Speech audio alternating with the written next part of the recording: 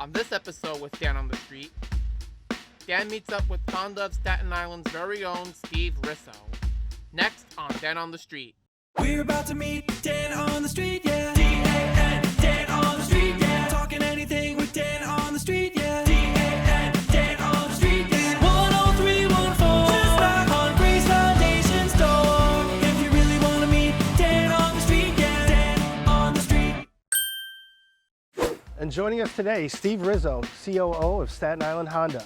Also joining us, Rachel and Natalie from the Dayhab crew. Welcome, Steve. Thank you. Thank you for coming down here and then talking to us and our co-hosts. My pleasure. So why don't you tell us a little bit about how you found your way out to Staten Island and got involved with Honda? Well, I've been in the car business for over 30 years. I started out in Brooklyn at a Ford dealership, family dealership. I went on from there. We sold that interest in 2005. I went on to buy a Nissan store in the Bronx in 2009. Sold that in 2017. Took a little time off and came to join Honda Staten Island in January 2020. So I've been in the car business a long time, always in New York City area. So I don't drive or own a car, but all I have been hearing about are these chips. What's going on with these chips? So the chips are, they're called microchips or semiconductors. So in COVID, what happened in March of 2020, the auto factories shut down. So Apple telephones and Samsung televisions. So as everyone was staying home, they started buying different products. They weren't buying cars, but they were buying televisions, they were buying computers. So that business went up. So Dan, owning the factory, started selling the chips to those people instead of the car people, because we didn't need them. So what happened was created a shortage. When we wanted to go back and buy the chips from Dan, they weren't available because now Dan is providing the chips to those other customers. And how that trickles all the way over here to Staten Island is that now they can't build the cars because the cars have hundreds of these chips in them that control everything from the blinkers to the power seats to the mirrors.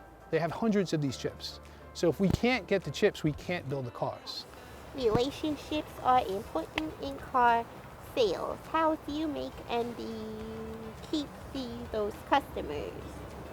Well, relationships, you're right, very important. And we do the best we can to provide a very good experience when they come. So starting with the telephone, we're trying to be as responsive as we can.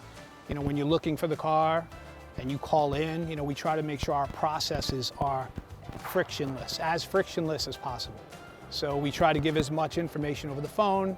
Then when you show up in the dealership, we try to create as good experience as we can.